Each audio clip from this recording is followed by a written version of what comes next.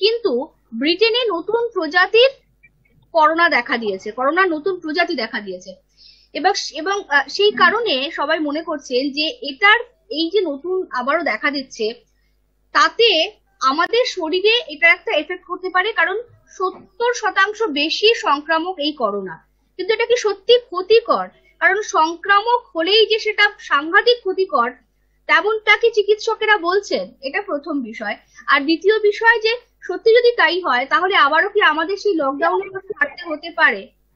সত্যি সেই অবস্থায় আমরা রয়েছে কিনা। আর এখন অন্যতম গুরুত্বপূর্ণ বিষয়, ব্রিটেনের সঙ্গে সমস্ত বিমান পরিষেবা, বিমান চলাচল বন্ধ করেছে বেশ কয়েকটি দেশ। এবং আমাদের দেশ কি সিদ্ধান্ত নেন সেই দিকেই কিন্তু আমরা প্রত্যেকেই তাকিয়ে রয়েছি।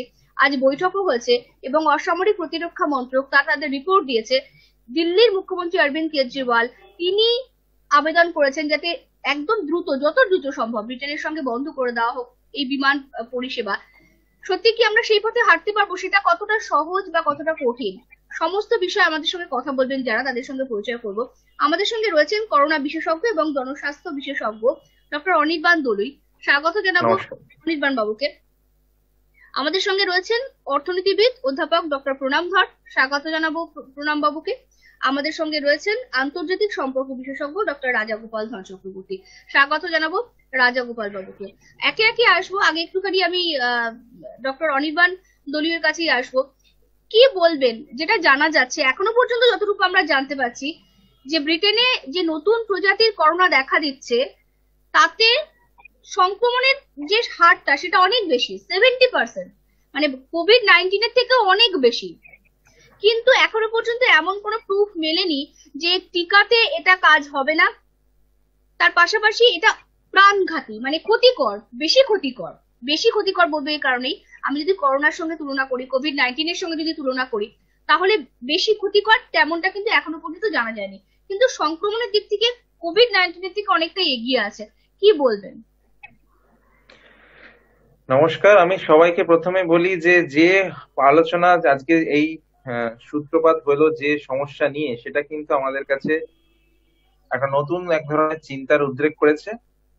আপনাদের যে প্রসঙ্গটি আপনি তুললেন, সেটা নিয়ে আমি যদি একটু বলি যে কেন আমরা এটা নিয়ে ভয় পাচ্ছি বা আমাদের ভয় পাওয়ার আদৌ কোনো কারণ আছে কিনা। কোভিড প্রায় 9 মাস হয়ে গেল। মার্চ মাসের 11 তারিখ নাগাদ, আমি যদি না ভুল করি, তাহলে WHO এটাকে একটি প্যান্ডেমিক বা অতিমারির আখ্যা দিয়েছে। তারপর থেকে সারা পৃথিবী, সমস্ত দেশে একটা সময় আমরা দেখেছি যে কমপ্লিট লকডাউন, শাটডাউন হয়েছিল। তারা প্রত্যেকে চেষ্টা করেছিল নিজের মতো করে কোভিডকে কন্ট্রোল করার। কোভিড কন্ট্রোল মানে তিনটে উপায়। আমাদের জনস্বাস্থ্যের ভিত্তিতে আমরা সবসময় তিনটে কথা বলি, যে কোভিড রোগটা যত সম্ভব কম করা যায়, রোগটার প্রকোপ মানে একজন থেকে আরেকজনের ছড়ানোটা যত সম্ভব কম করা যায়, এবং একই সাথে মৃত্যু হার যতটা কম করানো যায়। এই তিনটে ছিল আমাদের প্রধান লক্ষ্য বিভিন্ন রাষ্ট্রের। দেখা যায় যে এর আগেও যদি আমরা বিভিন্ন ভাইরাল আউটব্রেক বা ভাইরাল প্যান্ডেমিক গুলো দেখি, সেটা যেমন ইনফ্লুয়েঞ্জা হতে পারে বা স্প্যানিশ ফ্লু, যেগুলো আমাদের আগে আমরা জেনে রেখেছি, সেগুলো কিন্তু সবই কখনো না কখনো মিউটেটেড হয়েছে। মানে যত দিন গেছে তার শক্তি বাড়িয়ে বা শক্তি কমিয়ে সে কিন্তু মিউটেটেড হয়ে নতুন ভাবে ফিরে এসছে। ভয়টা কোথায় থাকে? যখন শক্তি বাড়িয়ে ফিরে আসে তখন যদি সেটা আরো বেশি প্রাণঘাতী হয়ে থাকে, তখন কিন্তু আমাদের মোকাবিলা করার মতো পর্যাপ্ত সামগ্রী থাকে না। এই মুহূর্তে দাঁড়িয়ে ব্রিটেনে যে নতুন স্ট্রেনটা পাওয়া গেছে, শুধু ব্রিটেন বললে ভুল হবে, এই মুহূর্তে সাউথ আফ্রিকাতেও আমরা আরেকটা স্ট্রেন পাচ্ছি। এই যে দুটো স্ট্রেন, যার নাম দেওয়া হয়েছে কক ইউকে, এই দুটো স্ট্রেন, যেটা আপনি অলরেডি বললেন যে 70% বেশি এর ইনফেক্টিভিটি, মানে ছড়িয়ে পড়ার সম্ভাবনা বা সংক্রমণের সম্ভাবনা 70% বেশি। এটার ভয় কি? এটা আমরা, হ্যাঁ, এটা ঠিকই যে আমরা এখনো জানি না যে এই স্ট্রেনটা কতটা প্রাণঘাতী। মানে এই স্ট্রেনে ইনফেক্টেড হলে মানুষ কত 100 জনে কতজন মানুষ মারা যেতে পারে, কেননা সেই সময় বা সেই শুধু আমাদের মধ্যে এখনো সেই সম্ভাবনা এসে পৌঁছয়নি। আর দ্বিতীয় পর্যায়ে যেটা যে বললেন যে এই ভাইরাসে ইনফেক্ট করলে ভ্যাকসিন, যেটা আমাদের ভ্যাকসিন রোল আউট চলছে এখন, ভ্যাকসিন সারা পৃথিবীতে বিভিন্ন দেশে, ব্রিটেন অলরেডি তার মধ্যে ঢুকে গেছে, ভারতবর্ষে হয়তো জানুয়ারি মাস থেকে শুরু হয়ে যাবে। তো সেই ভ্যাকসিন এর বিরুদ্ধে কতটা কার্যকর। কিন্তু এই দুটো সরিয়ে রেখেও যদি আমি বলি যে এই মুহূর্তে এই যে স্ট্রেনটি এসছে এবং এটা যদি খুব বেশি রকমের সংক্রামক হয়, এবং কোভিড এর যে বর্তমান আমার মৃত্যু হার তাকে যদি আমি কনসিডার করি, আমি বর্তমান মৃত্যু হারকেই কনসিডার করছি 1.5%, তাতেও কিন্তু এই যদি হু হু করে একটা রোগ ছড়িয়ে পড়ে এবং টোটাল ভারতবর্ষের 140 কোটি সংক্রামিত হতে আগে যা সময় লাগছিল এখন আরো তার কম সময় লাগবে, এবং ঘটনাচক্রে যদি তার মধ্যে 1.5% মানুষের মৃত্যু হয়, তাহলে সংখ্যাটা কিন্তু অত্যন্ত বেশি। এক একটা দেশে হয়তো এত সংখ্যক মানুষ থাকেন না, এত সংখ্যক মানুষের মৃত্যু ভারতবর্ষে হতে পারে। ভয়টা আমাদের সেখানে। এবং যখন এই যে সিভিয়ার ডিজিজ তৈরি হবে, এই স্ট্রেন যদি সিভিয়ার ডিজিজ তৈরি করে, তাহলে কিন্তু এই যে আমাদের হেলথ সিস্টেম যতই আপগ্রেডেড হোক না কেন, একটা সময় গিয়ে সে কিন্তু থিতিয়ে পড়বে, হাঁপিয়ে পড়বে, সে কিন্তু ওভারবার্ডেন্ড হয়ে যাবে, তখন কিন্তু আমাদের হাতে আর কিছু উপায় থাকবে না। তাই এই স্ট্রেনটা যখন কোভিড প্রথমে প্যান্ডেমিক হয়ে আসে, তখনও কিন্তু বারবার বলা হয়েছিল যে বিভিন্ন দেশ কিন্তু চায়নার ফ্লাইট আটকে দিয়ে তাদের কিন্তু, যেমন ভিয়েতনাম, যেমন থাইল্যান্ড, যেমন কোরিয়া, এখানে কিন্তু অনেক জায়গাতে আমরা জানি যে চীনের ফ্লাইট ওরা অনেক আগে থেকে বন্ধ করে দেয় এবং তাতে কিন্তু রোগটা অনেক রেস্ট্রিক্টেড থাকে। আমাদের দেশে সেটা অনেক দেরি হয়। আমি তর্ক বিতর্কে যাব না যে ঠিক না ভুল, কিন্তু আমাদের দেশে সেটা করতে অনেক দেরি হয়। বিভিন্ন ইন্টারন্যাশনাল ফ্লাইট আমরা বন্ধ করতে দেরি করি।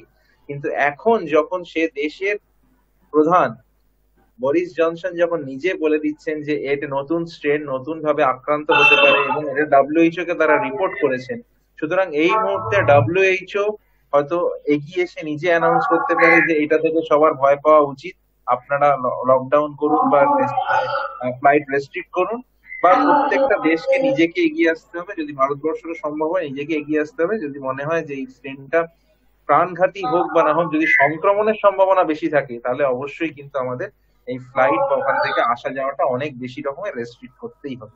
একদম।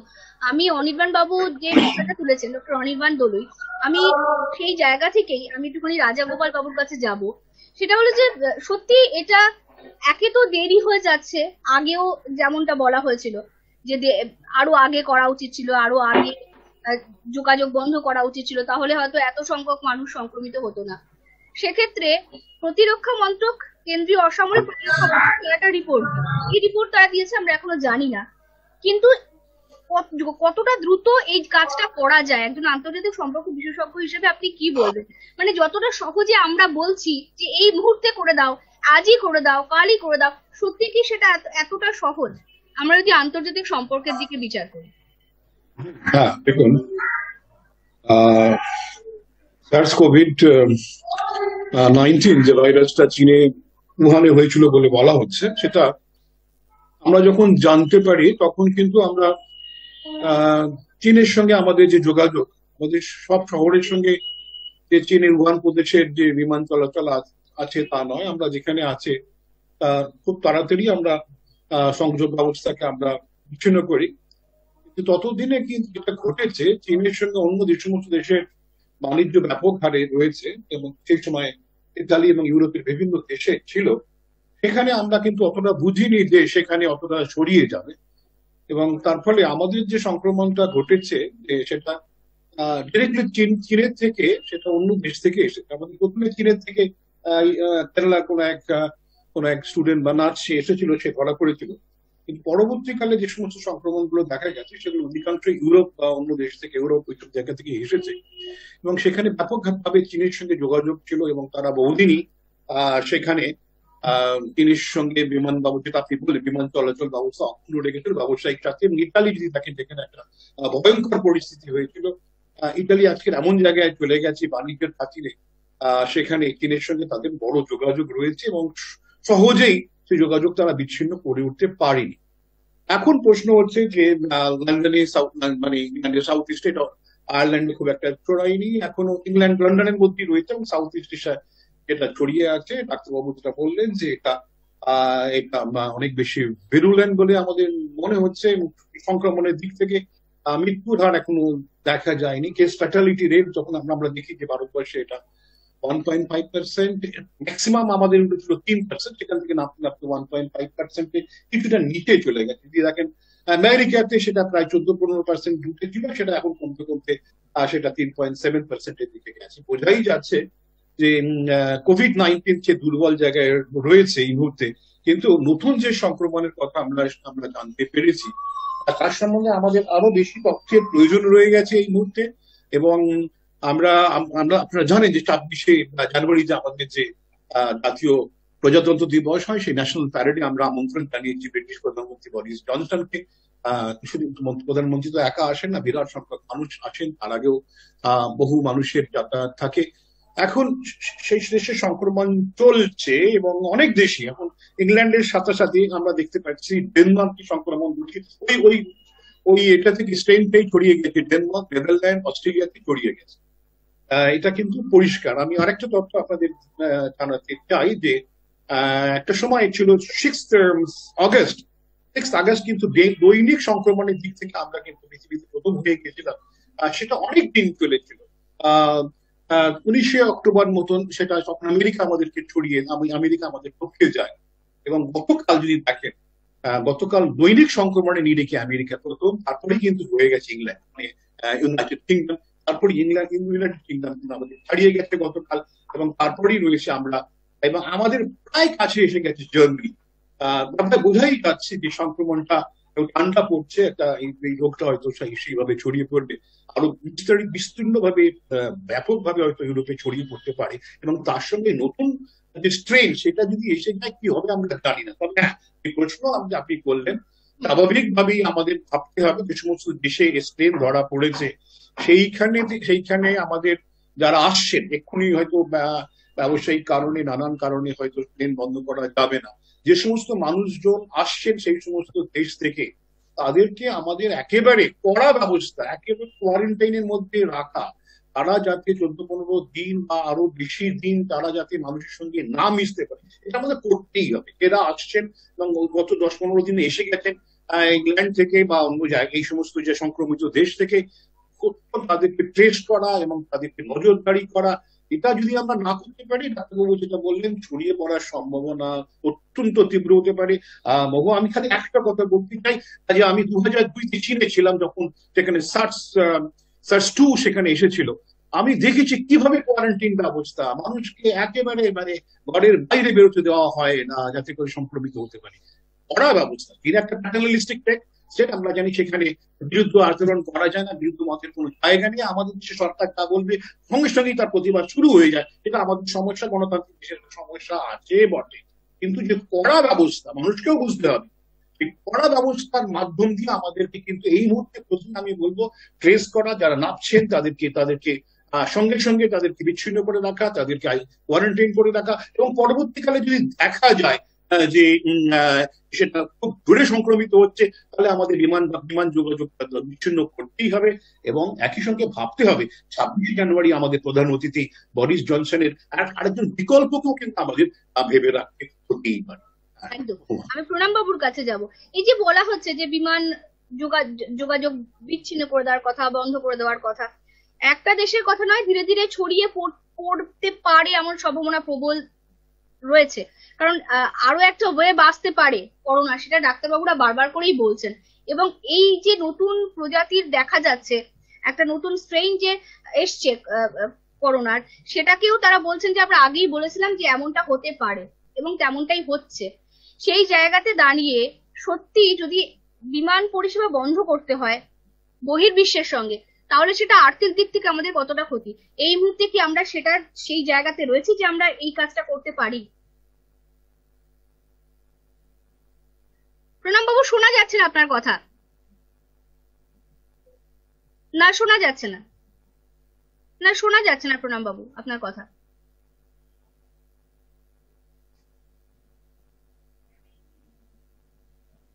না, আমাদের সঙ্গে বিচ্ছিন্ন হয়ে গিয়েছে আমার যোগাযোগ। সম্ভবত উনি আবারও নিশ্চয়ই আমাদের অনুষ্ঠানে এসে যোগ দেবেন। আমি একটুখানি ডাক্তারবাবুর কাছে যাব, একটু জানতে চাইবো শীত এবং এই নতুন স্ট্রেইন, নিউ স্ট্রেইন, এইটা কতটা এফেক্ট করতে পারে শীতের সঙ্গে এই নতুন স্ট্রেইনটা? দেখুন, শীতকালে যে কোনো, হ্যাঁ, খুবই গুরুত্বপূর্ণ। আমরা বারবারই বলে থাকছি যে শীতের সময়, শোনা যাচ্ছে আমার কথা? শোনা যাচ্ছে? শোনা যাচ্ছে প্রণাম বাবু। হ্যাঁ প্রণাম বাবু, তার আগে একটুখানি আমি ডাক্তারবাবুর কাছে যাব। আমি অলরেডি আমি একটু ছোট করে বলি ডক্টর ধরের কাছে যাওয়ার আগে, উনি যেহেতু কথাটা শুরু করছিলেন। আমি শুধু এটুকু বলি যে আমরা শীতকালটা কিন্তু আমাদের যে কোনো ধরনের কন্টাজিয়াস ভাইরাস, মানে যে ভাইরাস একজন থেকে আরেকজনের মধ্যে ছড়িয়ে পড়ে, সেগুলো শীতকালে কিন্তু সম্ভাবনা অনেক বেড়ে যায়। তার কারণ মানুষ বদ্ধ পরিসরে থাকে, মানুষ অনেক এই যে দরজা জানলা সবসময় বন্ধ থাকে, বিভিন্ন এক জায়গায় অনেক লোক একসাথে থাকেন, এবং শুষ্ক আবহাওয়া, ঠান্ডা আবহাওয়া ইটসেলফ নিজে থেকেই আমাদের গলায় প্রদাহ বা শ্বাসনালীতে প্রদাহ তৈরি করে, সেখানে ভাইরাস ব্যাকটেরিয়া গ্রো করতে হেল্প করে। তাই শীতকাল যে কোনো ধরনের রেসপিরেটরি ভাইরাসের ক্ষেত্রেই খুব আদর্শ একটা সময়, তার কিন্তু আরো ফ্লেয়ার আপ করা, আরো বাড়ার। কিন্তু ডাক্তারবাবু, এখানে আমি যদি করোনার বিষয়টা দেখি, তাহলে আমাদের রাজ্যে এবং আমাদের দেশেও, আমি যদি রাজ্যের কথাও ধরি, যে শীত পড়লে পরে করোনার বেড়ে যাওয়ার সম্ভাবনাটা অনেক বেশি ছিল, সংক্রমণ বাড়ার সম্ভাবনা অনেক বেশি ছিল। কিন্তু গোটা দেশে এবং আমাদের রাজ্যেও কিন্তু যেমনটা মনে করা হচ্ছিল সেইভাবে কিন্তু বাড়েনি এখনো পর্যন্ত। যদিও প্রচন্ড ঠান্ডা পড়েনি, লাস্ট 2 দিন ধরে পড়েছে, সেই জায়গা দিয়ে থেকে তো আমরা কিছুটা হলেও এগিয়ে আছি। দেখুন, এর অনেকগুলো কারণ আছে, যে কারণগুলো আমরা সেটা চোখের সামনে দেখতে পাচ্ছি না। এটাকে আমাদের পরিষ্কার বুঝে নিতে হবে যে আমরা সত্যি স্যাটিসফাইড হতে পারি না একটা সেলফ ফলস স্যাটিসফ্যাকশনে ভুগছি। প্রথম কথা হচ্ছে যে আমাকে কিছু তথ্য আপনাকে তুলে ধরি, যে আপনি বলতেই পারেন যে আমাদের অনেক কম কেস হচ্ছে ডেলি, এবং সেই কেসে আমি বলতেই পারি যে করোনা অনেক কমে এসেছে। তার বিরুদ্ধ মতে আমি একটা কথা আপনাদের জানাই, যে এই মুহূর্তে আপনারাও জানেন, বিভিন্ন মিডিয়ার সূত্রে বিভিন্ন খবরের কাগজ উঠে এসেছে তথ্যটা, যে এই মুহূর্তে সারা পশ্চিমবঙ্গ কেন ভারতবর্ষের যে টোটাল যে number of patient, total number যে করোনা রোগী, তার কিন্তু 60% হসপিটালে ভর্তি আছে বা খারাপ অবস্থায় ভর্তি আছে। সুতরাং কোথাও কিন্তু একটা থেকে যাচ্ছে যে সাধারণ মানুষ যারা সামান্য জ্বর, সর্দি, কাশি বা মাইল্ড সিমটম নিয়ে ছিলেন, তারা কিন্তু টেস্ট করাচ্ছেন না। যেমন আমরা প্রচারেও টেস্ট করানোর কথা, আমাদের যে অ্যাওয়ারনেস ক্যাম্পেইন সরকারের তরফ থেকে, সেখানেও যেমন বেশি হওয়া উচিত, তেমনি একইভাবে সাধারণ মানুষ এই দায়িত্ব এড়িয়ে যেতে পারেন না। কারণ সাধারণ মানুষ কিন্তু আমরা বহু ক্ষেত্রে দেখছি ডাক্তাররা লিখে দেওয়ার পরেও তারা টেস্ট করাচ্ছেন না, এবং তাদের মধ্যে অদ্ভুতভাবে একটা প্রবণতা বলা হচ্ছে, আসছে, যে আমার তো করোনা হয়নি, বা আমার করোনা হলেও আমি সেরে যাব, আমার কিছু হবে না। এই যে ফলস সেন্স অফ স্যাটিসফ্যাকশন, এইটাই হয়তো তৃতীয় ওয়েভ বা সেকেন্ড ওয়েভ যাই বলি না কেন, কারণ আমাদের দেশটা এত ডিসপার্স, এত বড়, যেখানে ওয়েভ কি আলাদা আলাদা করে প্রত্যেকটা গোটা দেশে একসাথে আনা সম্ভব নয়। এগুলো আমাদের প্লেস ওয়াইজ, ছোট রাজ্য সংখ্যা বা ছোট এরিয়া ওয়াইজ আমাদের ভাবতে হবে। এবং সেখানে যদি আমি দেখি, তাহলে এই ফ্যালাসিস গুলো কিন্তু, এই সামনের যে ছবিটা, তার পেছনে কিন্তু এই চিত্রগুলো কিন্তু আমাদের কাছে আছে। সুতরাং ভয়ের কারণ একেবারে চলে যায়নি। আপনি যেটা বলছেন যে সত্যি এটা শীতকালে বাড়েনি, কেননা শীতের দেশেও করোনা অনেক এসছে, এবং শীতের যেখানে গরমের দেশ সেখানেও করোনা, যেমন ইতালি, সেখানে কিন্তু গরম, সেই মানে কম্পারেটিভলি উষ্ণ দেশ, সেখানেও কিন্তু আমরা দেখেছি প্রচুর পরিমাণে মানে করোনা হয়েছে। সুতরাং করোনা যে শীতে হবে, গ্রীষ্মে হবে, তার কথা আমি একবারও বলছি না, কিন্তু শীতকালে অন্যান্য ভাইরাসের সঙ্গে করোনা ভাইরাসেরও কিন্তু মানে মিউটেট হয়ে, নতুন স্ট্রেন হয়ে, এবং সেটা বেশি তাড়াতাড়ি ছড়িয়ে পড়ার একটা সম্ভাবনা থেকেই যায়। কেননা আগেও আমরা যদি দেখি, ইতিহাসে স্প্যানিশ ফ্লু বলুন বা সার্স বলুন, সেগুলো কিন্তু তার সেকেন্ড ওয়েভ কিন্তু এই শীতকালেই নিয়ে এসেছিল। সুতরাং আমাদের সাবধান হওয়ার কোথাও না কোথাও দরকার আছে। প্রণাম বাবু, কি আপনার কাছে যে বিষয়টা নিয়ে আমি গিয়েছিলাম, যে সত্যি কি ডেফিনেটলি আমি ডক্টর দলুই এবং প্রফেসর রাজাগোপাল ধর চক্রবর্তীর বক্তব্য শুনলাম, এবং যে কথাগুলো উঠে এলো ভীষণভাবে প্রাসঙ্গিকভাবে বলতে হচ্ছে যে আজকে ব্রিটেনে ছড়িয়েছে, কিন্তু আমরা স্পেসিফিক্যালি বলতে পারি না যে ব্রিটেনের সঙ্গে অন্য দেশের যোগাযোগ কেমন আছে। আমরা আগের লকডাউনের ক্ষেত্রেও দেখেছিলাম যে এই লকডাউন নিয়ে গড়িমসি হয়েছিল, সেটা কোনো একটা কারণে, কোনো একটা দেশের রাষ্ট্রপ্রধান আসবেন হয়তো, সেই জন্য 3 মাস বা 2.5 মাস এই লকডাউনটা পিছিয়ে দেওয়া হলো।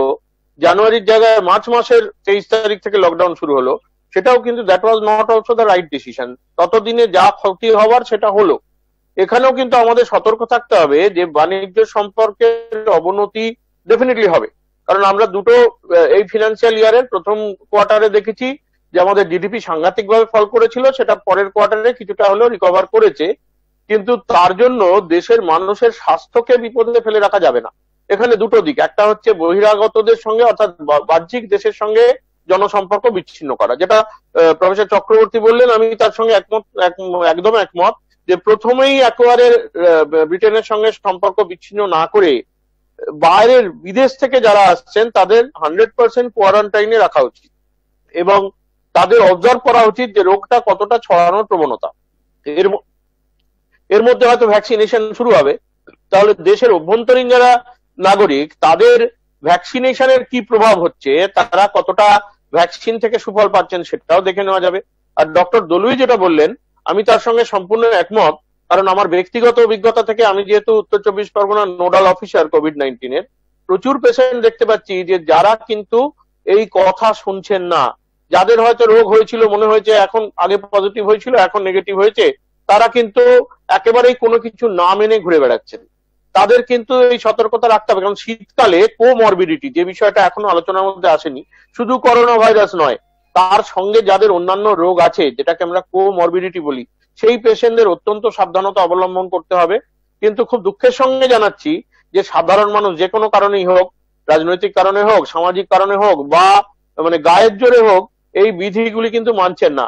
এমনকি আমি বলছি আপনাকে, শিক্ষিত মানুষ অধ্যাপক আছেন, তাকেও যখন আমি বলছি যে আপনি এই যে সরকারি ওষুধ এগুলোকে খাচ্ছেন না, অ্যাজিথ্রোমাইসিন নিজের মতো করে খেয়ে নিচ্ছেন, এটা কিন্তু সরকারি বিধিনিষেধ মেনে কোনো ওষুধ খাচ্ছেন না, সোশ্যাল ডিস্টেন্সিং মেনটেন করছেন না, মাস্ক পরছেন না, যখন বলা হচ্ছে তখন ওই যে ডক্টর দলুই যেটা বললেন সেটাই প্রতিভা হচ্ছে যে ও আমার কিছু হবে না। আবার অনেকে বলছেন চুপ চুপ, সবাইকে বলার দরকার নেই, আমার হয়েছে 10 দিন বাদে অটোমেটিক্যালি, আমি একটু স্বাদগন্ধ কম পাচ্ছি, কিছুদিন বাদে অটোমেটিক সেরে যাবে। তা এই প্রবণতা কিন্তু সরকারকে নিশ্চিত করতে হবে যে একটা মানে কমপ্লিট প্রোটোকল তৈরি করে যে এটাতে আইনগত ব্যবস্থা নিতে হবে। কেউ যদি বাইরে থাকেন এবং কেউ যদি বিধিনিষেধ না মানেন সেটা যেমন এনশিওর করতে হবে, এবং পাশাপাশি যারা মনে হচ্ছিল যাদের একটু জ্বর হয়েছিল বা সর্দি হয়েছিল বা কোমরবিডিটি আছে, দাঁত পা যন্ত্রণা ছিল, তাদের কিন্তু স্বেচ্ছায় এগিয়ে এসে টেস্ট গুলো করাতে হবে। এটা 140 কোটি লোকের দেশে যেমন একদিকে সরকারের পক্ষে একটা ইউনিভার্সাল মেজার নেওয়া সম্ভব নয়, তেমনি আবার আমি পরিষ্কার বলবো, অন্তত পশ্চিমবঙ্গে দাঁড়িয়ে বলতে পারি রাজনীতিগত কারণে এই রাজনীতির কথাটা আমরা এড়িয়ে যেতে পারি না, কারণ সবাই চোখে দেখছেন ওপেন মিটিং হচ্ছে, যেটা কিন্তু প্রোটোকলে সম্পূর্ণ বারণ করা ছিল। সেটা যে কোনো রাজনৈতিক দলই হোক, তারা কিন্তু ওপেন মিটিং করছেন, প্রচুর লোকের জনসমাবেশ হচ্ছে। এখন আবার বিয়ে বাড়ি অনুষ্ঠান ইত্যাদি শুরু হয়ে গেছে। কোভিড প্রোটোকল অনেকেই মানছেন না। আমি যে অঞ্চলে থাকি কলকাতার বেহালা অঞ্চলে, অনেকেই দেখি মাস্ক পরছেন না। আগে কিন্তু তারা লকডাউনের সময় ভীষণভাবে মানছিলেন।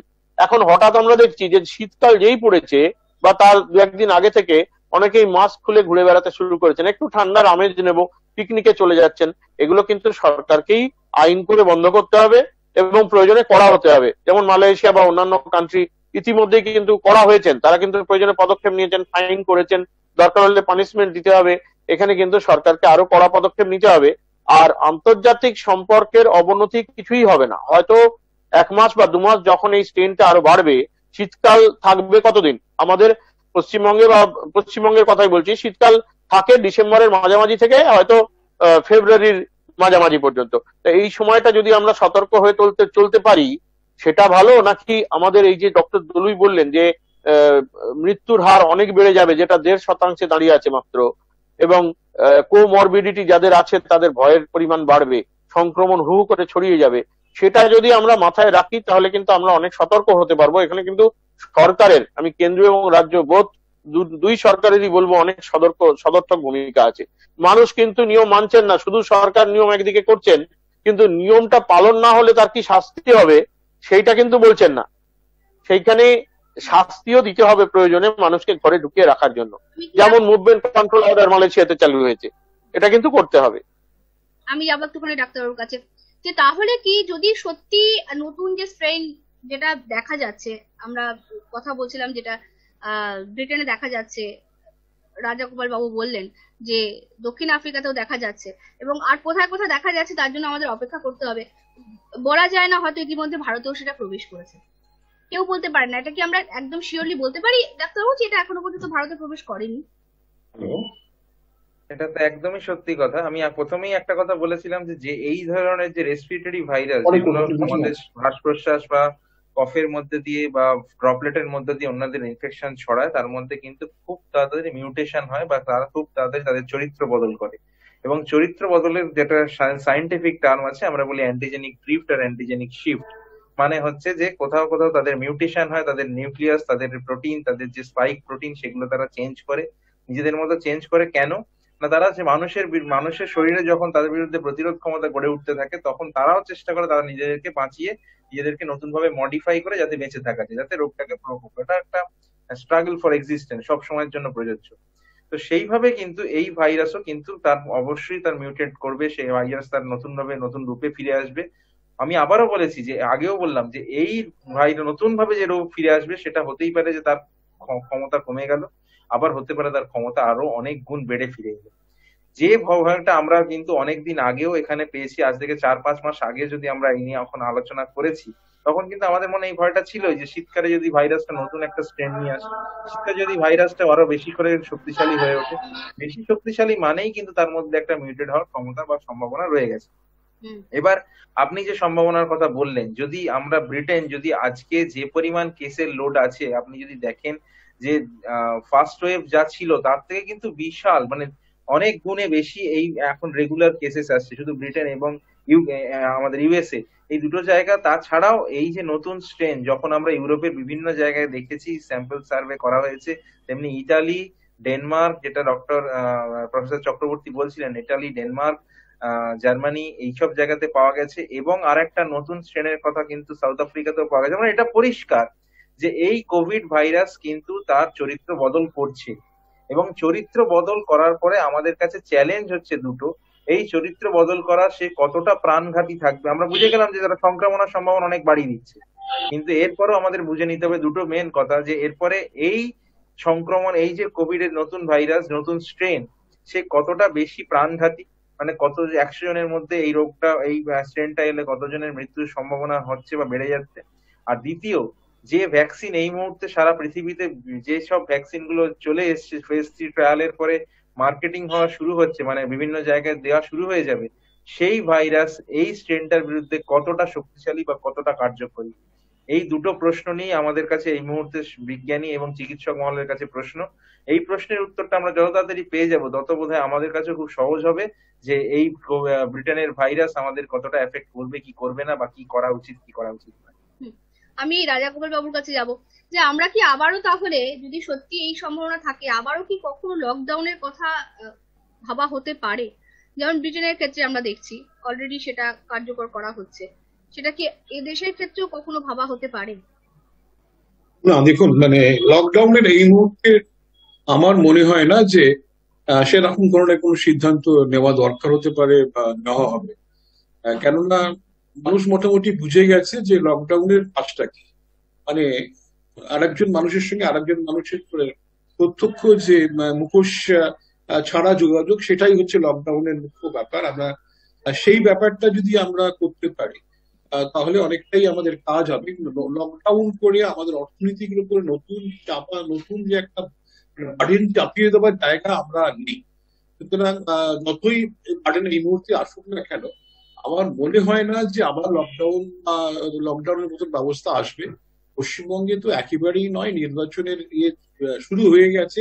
লকডাউন করলে অনেক দলকেই লক এন্ড কি অবস্থায় থাকতে হবে, সেটা কেউই পারবে না। লকডাউন এনফোর্স করাটা will be difficult right now in West Bengal. Lockdown যে হচ্ছে না এটা বলা যেতেই পারে। দেখুন, ডাক্তারবাবু যেটা বললেন খুব সুন্দরভাবে বোঝালেন, বা যেভাবে জানা গেছে এই ধরনের ভাইরাস প্রতি মুহূর্তে মিউট করে, এবং মিউট করতে করতে সে নানান ফরম্যাটে যায়। ইংল্যান্ডে একটা ফরম্যাট রয়েছে, আমাদের দেশে তো ডাক্তারবাবু বললেন সেভাবে সমীক্ষা নেই। এবং দেখা যাচ্ছে যে আমি একটা যে তথ্য বেরিয়েছে যে প্রতি ইনফেক্টেড, আমাদের দেশে প্রতি ইনফেক্টেড পার্সনে 90 মিসিং, অর্থাৎ একজন রিপোর্ট বলতে আরো 90 জন, প্রত্যেকটা ইনফেক্টেড পার্সন পেছনে আরো 90 জন মিসিং রয়ে গেছে, যাদের করোনা হয়েছে, হয়তো অ্যাসিম্পটোমেটিক অথবা হয়তো রয়েছে ঠিক ফিরেও গেছে, সে কিছু রয়নি। মোটামুটি ভাবে এখন এটা অত্যন্ত গুরুত্বপূর্ণ। 90 যদি প্রতিটা কেসে 90 যদি আপনার মিসিং পার্সন থাকে, তাহলে প্রায় 1 কোটি মানুষ আমাদের দেশে ইনফেক্টেড হয়ে গেছে, অর্থাৎ 90 কোটি। অর্থাৎ যে হার্ড ইমিউনিটি অলমোস্ট 60-70% অফ পপুলেশনে যদি হয়ে থাকে, তাহলে ইনফেকশনের গুরুত্বটা কমে যায়। সেই জায়গা অলমোস্ট আমরা রিচ করে গেছি বলে অনেকেই মনে করছে। এই জায়গায় দাঁড়িয়ে নতুন করে লকডাউন এনফোর্সিং মেজার্স আমার মনে হয় প্রয়োজন নেই। এই যেহেতু এটা যে কোনো দেশে জানা যাচ্ছে, সাউথ আফ্রিকাতে ডাক্তার মধ্যে বললেন নতুন স্ট্রেন ধরা পড়েছে, সত্যি কথাটা সে থাকে। সাউথ আফ্রিকা থেকে যারা আসবে তাদেরকে আমরা ট্রেস করবো। ইংল্যান্ডে দেখা গেছে, ডেনমার্কে দেখা গেছে, নেদারল্যান্ডে দেখা গেছে, অস্ট্রেলিয়াতে দেখা গেছে। এবং এই সমস্ত বিদেশগুলো থেকে যারা আসবে, আমরা যদি তাদেরকেই কেবল নজর করতে হবে। অন্যদের তো করে এই মুহূর্তে লাভ নেই। অন্য যদি ছড়িয়ে পড়ে আমরা সেটা দেখবো, পরবর্তীকালে যদি সেটা ব্যাপক হারে যায় তখন আমাদের ভাবনা চিন্তা করতে হতে পারে। এই মুহূর্তে সতর্ক থাকা, এই নয় যে ওইখানে স্ট্রেনটা বেরিয়েছে আমাদের এখানে নতুন একটা স্ট্রেন বেরোবে না। আমাদের এই মুহূর্তে মাস্ক ছাড়া চলা যাবে না। যে ধরনের বিধিনিষেধ প্রোটোকল, যে আমাদের কোভিড প্রোটোকল রয়ে গেছে, সেটা আমাদের প্রত্যেকেই মানতে হবে। সেখান থেকে বেরিয়ে আসা একেবারেই যাবে না। এটাই হচ্ছে এই মুহূর্তের বার্তা, আমাদের সেটা ফলো করতেই হবে। হ্যাঁ, প্রণাম বাবু, আপনার কথা শোনা যাচ্ছে না। আনমিউট করুন প্রণাম বাবু। হ্যাঁ, শোনা যাচ্ছে? হ্যাঁ, শোনা যাচ্ছে। হ্যাঁ। কোথাও একটা এই যখনই এই ধরনের সংক্রমণ ছড়ায় এবং 70% বেশি ছড়াচ্ছে এই সংক্রমণ ব্রিটেনে, এ দেশে আসবে না তেমনটা বলা যাচ্ছে না এখনো পর্যন্ত। কারণ আমরা যদি দেখি যে শনিবার রাতে তিনি ঘোষণা করেছেন, আজ সোমবার, এখনো পর্যন্ত কিন্তু আমাদের সঙ্গে বিমান পরিষেবা স্বাভাবিকই রয়েছে, মানে বন্ধ করা হয়নি। ফলে এদেশে এখনো পর্যন্ত এসে পৌঁছয়নি নতুন স্ট্রেন, সেটাও বলা যাচ্ছে না। তাহলে আমরা কি সত্যি যদি আবারও সংক্রমণ ছড়ায়, আমরা কি লকডাউনের কথা ভাবার জায়গাতে রয়েছি? আমরা যদি ইকোনমিক দিক থেকে দেখি, দেখুন, প্রফেসর চক্রবর্তী যেটা বললেন, মানে he virtually happens to be my teacher এবং ইনি ইকোনমিক্সেরই অধ্যাপক। আমি একেবারেই লজিক্যালি তার সঙ্গে একমত হব যে আমরা আবার লকডাউন করার জায়গায় নেই। আমাদের দু জায়গাতে মুভ অফ, মানে ব্যালেন্স করতে হবে।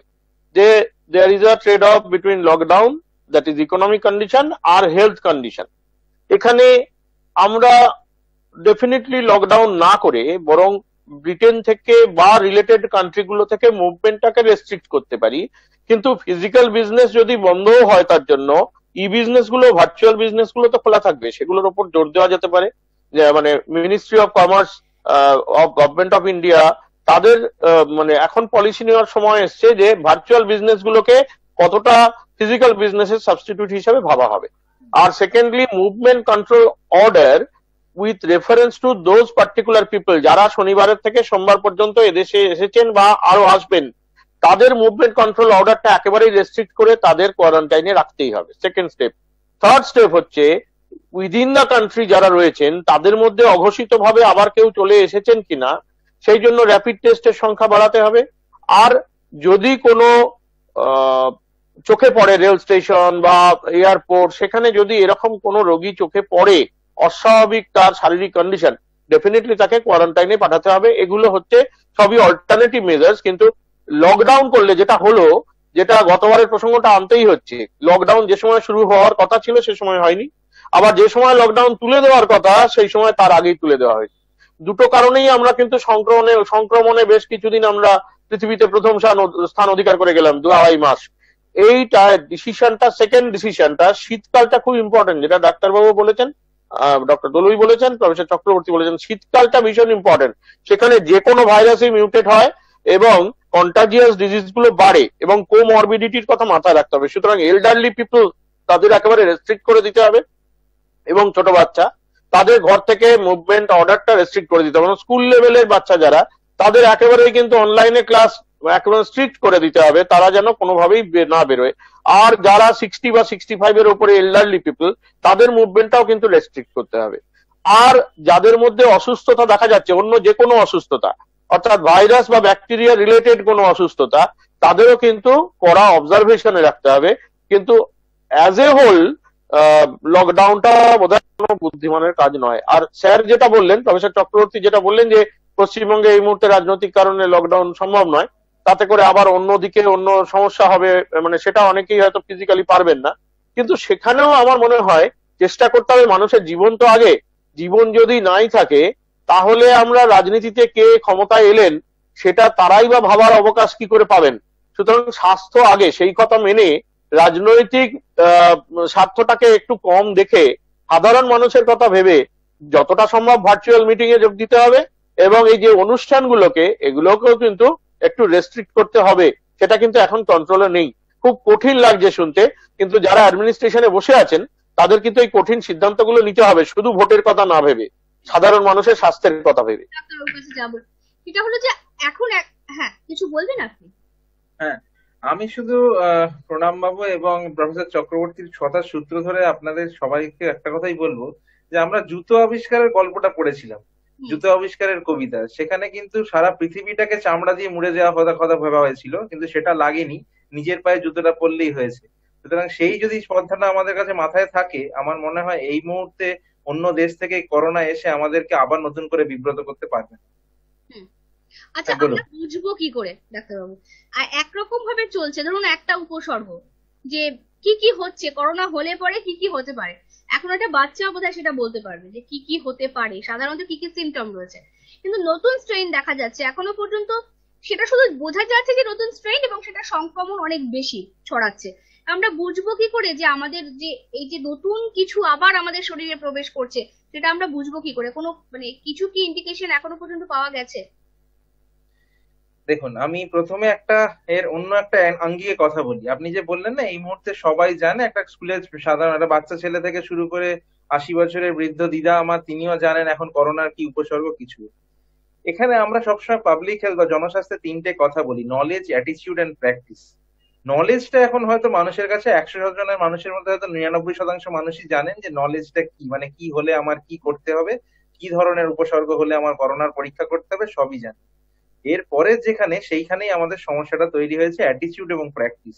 আমরা জেনেও যদি সেটাকে না, বিহেভিয়ারের মধ্যে নিজেকে ঢুকিয়ে নিতে পারি বা সেটাকে যদি করতে না পারি, তাহলে এই জানার কিন্তু কোনো গুরুত্ব নেই বা কোনো দামও নেই আমাদের কাছে।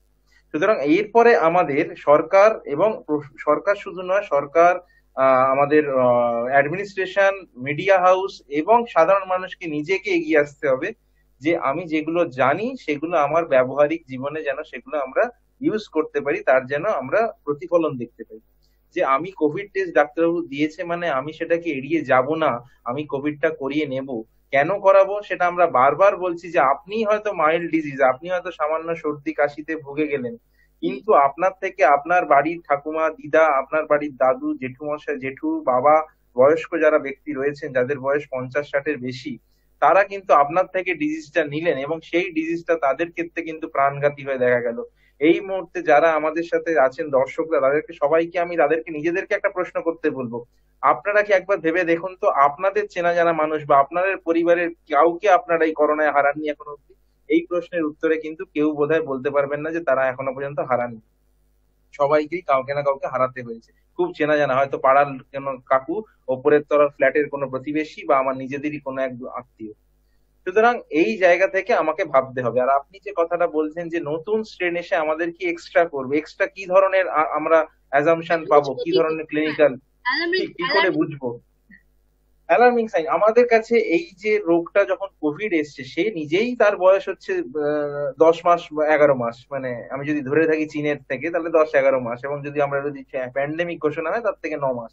তাকেই আমরা ভালো করে চিনতে পারলাম না এখনো। আমি এখন নতুন একটা স্ট্রেন যেটা ইউকে বলুন অন্য জায়গাতে ছড়িয়ে পড়ছে তাকে চিনতে পারবো সম্পূর্ণভাবে, সেটা আমাদের ডাক্তার কেন কোনোভাবেই সম্ভব নয়। তবু আমি যেটা আবারও বলি যে এই যে প্রণাম বাবু যে কথাগুলো বারবার বললেন যে হঠাৎ করে যদি দেখি আমরা কেসের রাইজ হচ্ছে চারদিকে, অনেক লোকের মানুষের মধ্যে যে আজকে ঠান্ডা লাগায় জ্বর এই প্রবণতাটা বাড়ছে, এবং তখন কিন্তু মানুষ যদি দেখা যায় যে এই প্রবণতাটা প্রাণঘাতী দিকে যাচ্ছে, তখন কিন্তু মানুষ ভয় পেয়ে, আমরা অনেক সময় দেখেছি, নিজেদের অ্যাটিটিউড বা বিহেভিয়ার বদলাতে পারে। তারা তখন অনেক সময় এই যে লকডাউন বলছেন, এই যে বাড়িতে থাকা বলছেন, তখন কিন্তু মানুষ ভয় পেয়েছিল, মানুষ আতঙ্কিত হয়েছিল, এবং তাই জন্যই বাড়িতে থাকা বা এই ধরনের লকডাউনকে সম্পূর্ণভাবে সফল করা কিন্তু সম্ভব হয়েছে।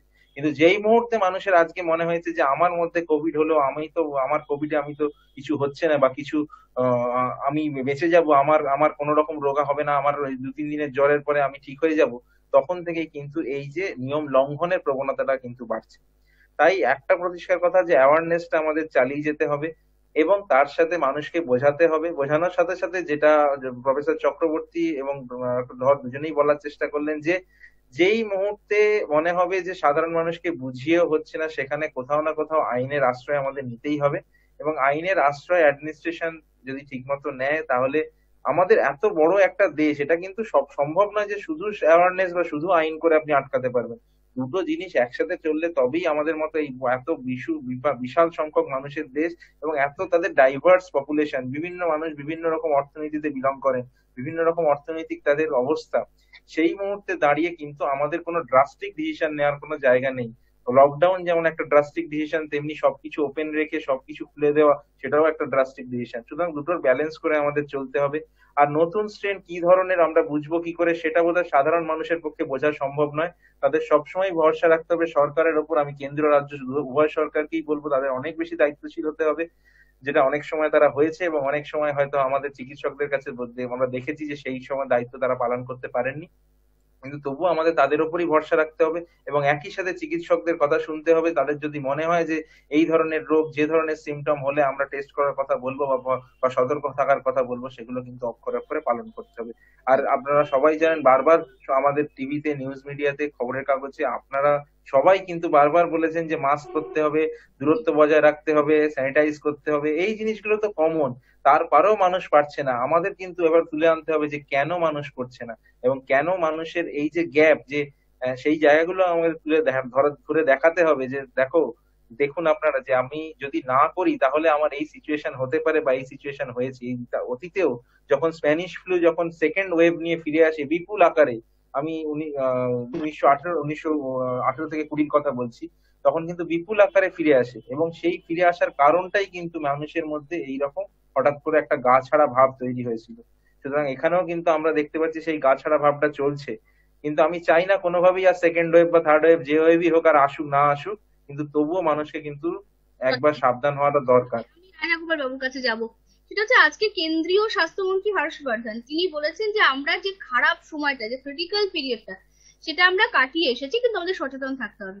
সত্যি কি মনে করা যায় যে আমরা একটা ক্রিটিক্যাল পিরিয়ড যেটা ছিল সেটা আমরা কাটিয়ে এসেছি? হ্যাঁ, সেটা তো পরিষ্কার বলা যায় যে আমাদের আহ, আহ, যে ইনফেকশন রেট ফল করছে, আমাদের বিরাট ভাবে ফল করছে, মানে পশ্চিমবঙ্গ ফল করছে, সারা ইয়েতেও ফল করছে। সুতরাং যে এটা ছিল সেই জায়গায় আমরা আর নেই। আপনি যদি কেস ফ্যাটালিটি দেখেন, একটা সময় 3% মতন আমাদের দেশে মারা যাচ্ছিল, এখন সেটা 1.5-এরও নিচে নেমে গেছে, আরো হয়তো কমে যাবে। সুতরাং সেই ফেজটা তো ডেফিনেটলি যে একটা ভয়াবহ ফেজ আমাদের গেছিল। ভয়াবহ ইন দ্য সেন্স, আমরা রোগটা, ডাক্তারবাবু যেটা বললেন, রোগটা সম্বন্ধে কিছুই জানতাম না। আমাদের অধিকাংশ জিনিসপত্র ছিল না। আমাদের মাস্ক কি কি জিনিস, আমি চায়নায় ছিলাম বলে জানি, এখানে কেউই জানতো না মাস্ক ব্যাপারটা কি। এখন প্রত্যেকেরই নানান ধরনের মাস্ক হয়েছে এবং যে ধরনের যন্ত্রপাতি দরকার লাগে, ভেন্টিলেটর ইত্যাদি, কিছুই আমাদের ছিল না। হ্যাঁ, আমাদের সে সবই এখন তৈরি হয়ে গেছে। কোভিড কে ট্যাকল করার কিছু হসপিটাল ছিল না। এখন আমাদের অভিজ্ঞতা এত বেড়েছে, কোভিড প্রোটোকল কি কি কি ওষুধ খেতে হবে, সবাই মোটামুটি, মানে যে কোনো ডাক্তারই আপনি জানছি বলে দেবেন আপনার কোভিড হয়েছে, এই ওষুধগুলো এখন সবাই তৈরি হয়ে গেছে। সুতরাং আমরা প্রথম দিকে যে ভয়াবহতাটা ছিল সেটা ডেফিনেটলি আমাদের কাছে এই মুহূর্তে আমাদের নেই। পশ্চিমবঙ্গে গতকাল যে অ্যাক্টিভ কেস আছে, আমি যেটা দেখছিলাম, প্রায় 19,000 মতন কেস আছে। আমাদের 19,597 মতন কেস রয়ে গেছে আমাদের হসপিটালে। অনেক হসপিটালে শুনলাম যে এখনো মানে কোভিড হসপিটালে বেড ফাঁকা রয়ে গেছে।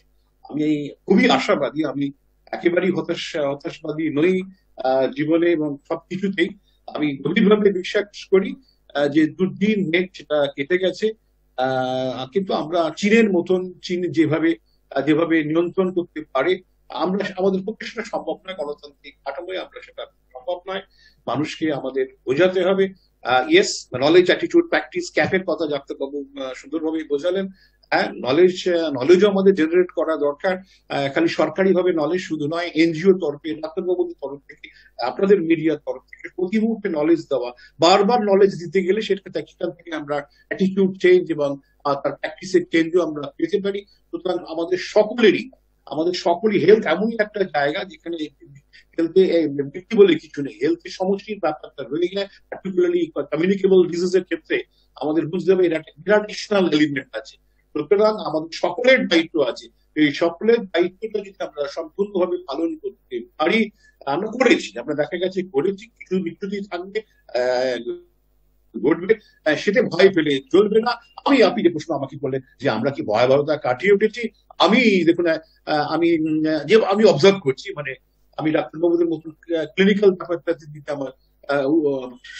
আমার বোঝার শক্তি নেই, কিন্তু তার যে ডেমোগ্রাফিক যে কনসিকুয়েন্স, ডেমোগ্রাফিক, সেগুলো আমি রীতিমতো সারা বিশ্ব জুড়ে ডেটা নিয়ে চর্চা করি, দেখছি এই জায়গায় আমাদের দেশ যে জায়গায় আছে এবং আমাদের পশ্চিমবঙ্গ যেখানে দাঁড়িয়ে আছে, আমরা সঠিক জায়গায় আছি। এখন আমাদের ট্রেন চলাচল শুরু হয়ে গেছে, লোকাল ট্রেন। অনেকেই ভেবেছিল বিরাট ভাবে সেটা হয়তো আমাদের সংক্রমণ বাড়বে, আর সংক্রমণ কিন্তু পতন যেখান থেকে শুরু হয়েছে, প্রায় সেই আমাদের নভেম্বরের গোড়ার দিক থেকে যে আমাদের ডাউনফলটা শুরু হয়েছে, সেটা মাঝখানে একটু একটু বেড়েছিল এবং সেটা কমছে। এবং মৃত্যুরা 2-3 দিন গেছে যেখানে আমাদের জিরো ফ্যাটালিটি মানে টোটাল মৃত্যু যেটা, সেটা জিরোয় দাঁড়িয়েছে।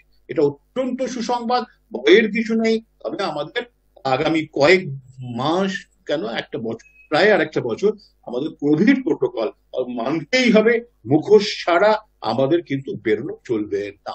একদম। আমি প্রণাম বাবুর কাছে যাব আমাদের অনুষ্ঠান শেষের দিকে। সেটা হলো, আপনি উত্তর চব্বিশ পরগনা নোডাল অফিসার। হ্যাঁ, যাবো ডাক্তারবাবু, একটুখানি আগে প্রণাম বাবুর কাছে যাব। সেটা হলো যে একটুখানি যদি বলেন যে নতুন স্ট্রেনের কথা জানা যাচ্ছে, দেশে অবশ্য এখনো পর্যন্ত তার কোনো প্রমাণ মেলেনি, কিন্তু উত্তর চব্বিশ পরগনা কিন্তু ভীষণ পরিমাণে চিন্তায় রেখেছিল। যেমন কলকাতা চিন্তায় রেখেছিল, উত্তর চব্বিশ পরগনা চিন্তায় রেখেছিল। সেক্ষেত্রে নতুন স্ট্রেনের খবর যখন পাওয়া যাচ্ছে, তখন উত্তর চব্বিশ পরগনা কি চিন্তা আরো বাড়বে? আজকে ডিএম অফিসে অফিসিয়াল ইনস্ট্রাকশন এসেছে, কিন্তু আমি আপনাকে বলি শুধু সরকার একা এগুলো সমাধান করতে পারবেন না। অদ্ভুত একটা মানসিকতা, ওই যে অ্যাটিটিউড আর প্র্যাকটিসের কথা ডক্টর দলুই বললেন। আমি বিশ্ববিদ্যালয়ে আসার সময় দেখলাম যে স্বাস্থ্য সাথীর কার্ড ঘোষণা করা হয়েছে এবং মানুষ তার ভবিষ্যতের স্বাস্থ্যের কথা না ভেবে স্বাস্থ্য সাথীর কার্ড নেওয়ার জন্য এমন ভাবে লাইন দিয়েছেন, তাতে কোনো কিছুই মানেননি, মাস্কও পরেননি, আর কোনো প্রোটোকলও মানেননি। আপনি যদি বলেন যে মাইনরিটিদের সন্তুষ্ট করতে হবে, কথাটা কিন্তু ভীষণ মিথ্যে কথা। এটা কেউ কেউ রাজনৈতিক উদ্দেশ্যে বলছেন, কারণ আমরা যদি মুসলিম কান্ট্রি গুলোতে দেখি, সেখানে কিন্তু প্রোটোকল গুলো সাংঘাতিক ভাবে মানা হচ্ছে। সেই দোহাই এখানে দেওয়া যাবে না যে মাইনরিটিরা নিয়ম মানছেন না, মেজরিটিরা নিয়ম মানছেন না। আমাদের বিভিন্ন উদ্দেশ্যে আমরা তাদের ব্যবহার করছি, এবং সেই ব্যবহার করছি বলে তাদের যে অ্যাটিটিউড, এই অ্যাটিটিউড কিন্তু পাল্টাচ্ছে না, এবং আমরাই কিন্তু তাদের অ্যাটিটিউড পাল্টাতে দিচ্ছি না। এখানে আমরা মুভমেন্ট কন্ট্রোল অর্ডার করতে পারছি না। এটা কিন্তু প্রশাসনেরও একটা বড় ভূমিকা রয়েছে। আর প্র্যাকটিস কিন্তু চেঞ্জ করাতে পারছি না। যদি আমরা বলতাম যে আপনাদের ফিজিক্যাল যে মার্কেট গুলো, লকডাউনের মধ্যে যেটা করা যায়নি, অন্যান্য কান্ট্রি করেছে অনেকেই, যে ফিজিক্যাল মার্কেট গুলো ই মার্কেটে কনভার্ট হয়েছে, অর্থাৎ সাপ্লাই চেনটা ডোর টু ডোর বাড়িতে পৌঁছে দেওয়া হয়েছে আনাজ, তরকারি, মাছ। আমাদের এখানে কিন্তু বাজারগুলো খোলাই ছিল। সেটা জনসংখ্যার কারণে শুধু নাও হতে পারে, সেটা কিন্তু পলিসি ডিসিশন। সেটা যদি সরকার চাইতেন কিন্তু করতে পারতেন, যে ফিজিক্যাল মার্কেটটাকে ই মার্কেটে কনভার্ট করলে কারোর বাইরে বেরোনোর দরকার হবে না। হঠাৎ মনে হলো রিলিফ দেওয়া হবে, এবং সেই রিলিফের ডিসিশনটা এত অদ্ভুত হলো যে সেখানে একটা করাপশন প্র্যাকটিস চলে এলো। কতটা পেলো কতটা পেল না, তাদের মধ্যে মারামারি, হানাহানি, সেখানে সোশ্যাল ডিস্টেন্সিং রইলই না। তাহলে এই যে প্র্যাকটিস আর এই যে অ্যাটিটিউড, সেটাকে কিন্তু কন্ট্রোল করছে প্রথমটাই। নলেজ শুধু নয়, প্রোটোকলও কন্ট্রোল করছে। Protocol was not so much stringent, খুব বলতে বাধ্য হচ্ছি, এবং সেটাই যদি কিছু লোককে সুবিধা পাওয়ানো আর কিছু লোককে সুবিধা না পাওয়ানোর মধ্যে সীমাবদ্ধ থাকে, তাহলে আমরা কিন্তু কোনোদিনই শিখবো না। যাদের সুবিধা দেওয়া হলো তারা কিন্তু ওইভাবেই রোগটা ছড়িয়ে যাবেন। এই জায়গায় সরকারকে এবং অ্যাডমিনিস্ট্রেশনকে কিন্তু আরো সতর্ক হতে হবে, কারণ তারাও কিন্তু রোগের বাইরে নন। আজকে মুখ্যমন্ত্রীকে আমরা দেখছি তিনি নিজের রোগের ঝুঁকি নিয়ে বিভিন্ন জায়গায় ঘুরে বেড়াচ্ছেন, কিন্তু সাধারণ মানুষের মধ্যে যারা অ্যাডমিনিস্ট্রেটর, তাদের আমরা দেখছি না সেই রকম ভাবে সচেতন, এবং মানুষকে সেভাবে সচেতন করছেন। এবং আবারও যেটা রিপিট করবো, শুনতে খারাপ লাগলেও, পাবলিক মিটিং, পাবলিক গ্যাদারিং, এগুলোকে কিন্তু আইন করেই কন্ট্রোল করতে হবে। ভালোবেসে বললে কেউ শুনছেন না। প্রথমে বোঝাতে হবে, যদি না শোনেন, ওই ডক্টর দলুই যেটা বললেন, আইন করেই তাদের বাড়িতে রাখার ব্যবস্থা করতে হবে, না হলে পানিশমেন্ট দিতে হবে। হয় ফিজ পেনাল্টি, নয় পানিশমেন্ট, কোনো একটা কিছু করতে হবে, কারণ সাধারণ মানুষকে এইভাবে বেঁধে রাখতে হবে। ডাক্তারবাবু কিছু বলছিলেন, আমি শুনবো, তারপর অনুষ্ঠান শেষ। আমি আমি একদম শেষের দিকে আসছি। আমি দুজনের কথা শুনলাম, খুব ভালো লাগলো। একটা কথা আমি বলি, আমি এক্ষুনি একটা খবর পেলাম যে কথাটা নিয়ে আমি বারবারই আপডেটটা দেখছিলাম। ইউকে কিন্তু 22শে ডিসেম্বর থেকে 31শে ডিসেম্বর ইউকে এর ফ্লাইট কিন্তু ইন্ডিয়া অলরেডি কিন্তু হোল্ড করে দিয়েছে, ব্যান্ড করে দিয়েছে। সুতরাং যে আমরা বারবার এইখানে যে আলোচনাটা আমরা বারবার করছিলাম, যে জুতো আবিষ্কারের কথাটা আমি প্রসঙ্গ টানলাম, সবাই বারবার যেটা বলার চেষ্টা করলেন, যে যেখানে অসুবিধাটা তৈরি হচ্ছে, আমরা সবসময় জনস্বাস্থ্যে একটা কথা বলি, যে যেখানে কেস তৈরি হয়, যেখানে রোগটা তৈরি হয়, সেখানটা সবার আগে বন্ধ করে দিতে হয়, যাতে সেটা অন্য জায়গায় না ছড়ায়। যদি আমি সেটা না করে আমি সেখান থেকে সবাইকে ছড়াতে দিলাম এবং তারপর মানুষকে বললাম তোমরা লকডাউন থাকো, সেটা কিন্তু কোনো অর্থনীতি বা জনস্বাস্থ্য কোনোটাই কিন্তু তাকে সমর্থন করে না। সুতরাং এই ডিসিশন আমরা দেখা যাক যে এর পরে আমাদের কি করণীয় বা কি আসতে চলেছে আমরা কেউ জানি না। আগামী 1 বছর এবার ভ্যাকসিন আমাদের মধ্যে রোল আউট, ভ্যাকসিন দেওয়া শুরু হবে, সেই ভ্যাকসিনও সাধারণ মানুষের কাছে পৌঁছতে প্রায় 1 বছর লেগে যাবে। সুতরাং আমাদের কাছে এখনো কিন্তু গা ঢিলেমি বা একদম ঢিলেমি দেওয়া গা ছাড়া ভাবের কোনো সুযোগ নেই। আপনারা যদি এতদিন পর্যন্ত কষ্ট করে চলতে পারেন, এবার মনে হয় হাঁপ ছেড়ে বাঁচছেন, শুধু সেই রকম করবেন না। আপনারা যদি এতদিন পারেন তাহলে আরো কিছুদিন নিশ্চয়ই পারবেন। আপনারা যারা এই কোভিড প্রোটোকল মেনটেন করেছেন, শুধু ডাক্তারদের পক্ষ থেকে আমাদের সমাজের সমস্ত সচেতন মানুষের পক্ষ থেকে আপনাদের এটাই অনুরোধ, সবাই আপনারা এইটুকু প্রোটোকল যদি মেনটেন করেন তাহলে পুরো পরিবেশ, পুরো দেশ, পুরো রাজ্য, সমস্ত মানুষ সবাই ভালো থাকবেন। সেটুকুই শুধু আমার বলার। একদম। তিনজনকে অনেক ধন্যবাদ দেবো। আর দর্শক বন্ধুদের বলবো, এতক্ষণ যে আমরা আলোচনা করলাম, শুরুটা যেভাবে করেছিলাম যে একটা ভালো খবর দিয়ে আমরা অনুষ্ঠান শেষ করতে পারবো, যে সত্যি যেটা ভাবা হচ্ছিল, যেমনটা আবেদন করেছিলেন স্বয়ং দিল্লির মুখ্যমন্ত্রী, যে ব্যান করা হোক ইউকের সঙ্গে ভারতের যে বিমান চলাচল, সেটা করা হয়েছে আমাদের অনুষ্ঠানের মধ্যেই, সেই খবর আমরা পেলাম। এটা একটা অবশ্যই ভালো পদক্ষেপ। তবে সব থেকে ভালো কাজটা আমাদেরই করতে হবে, আর সেটা হলো সচেতন থাকতে হবে। এতদিন পর্যন্ত যে নিয়ম আমরা মেনেছি সেই নিয়ম মানতে হবে। যদি সেটা আমরা মানতে পারি, তাহলে করোনার নতুন স্ট্রেন একাধিক যদি আসে, আরো বেশি করে আসে, তাহলেও কিন্তু আমাদের তলাতে কিন্তু সে পারবে না। আমরা কিন্তু সুস্থ থাকতে পারবো, ভালো থাকতে পারবো। সবাইকে পদক্ষেপ নিতে হবে। একদিকে যেমন সরকারকে ভাবতে হবে, অন্যদিকে ভাবতে হবে কিন্তু আমাদের প্রত্যেককে। এই বলে আজকের অনুষ্ঠান শেষ করছি। অন্যান্য খবরের জন্য চোখ রাখুন হাই নিউজে। নির্ভীক।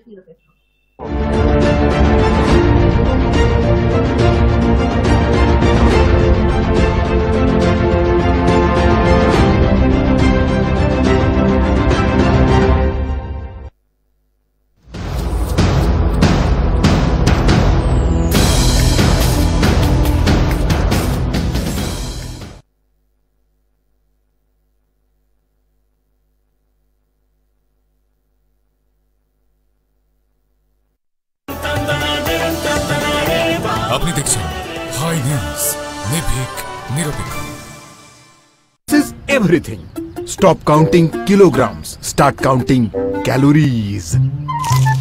অ্যাডভাইস নিতেই যদি হয় তবে আসল এক্সপার্টদের থেকে নিন। কথা বলুন পিএনবি মেটলাইফের এক্সপার্টদের সঙ্গে এবং পান লাইফ আর হেলথের ডাবল বেনিফিট। লাইফের প্রত্যেক স্টেজের জন্য life insurance solution PNB MetLife life ইন্স্যুরেন্সের সাথে। চারিদিকে চিৎকার, গেল গেল রব, এই বুঝি গেল গেল জীবনের সব।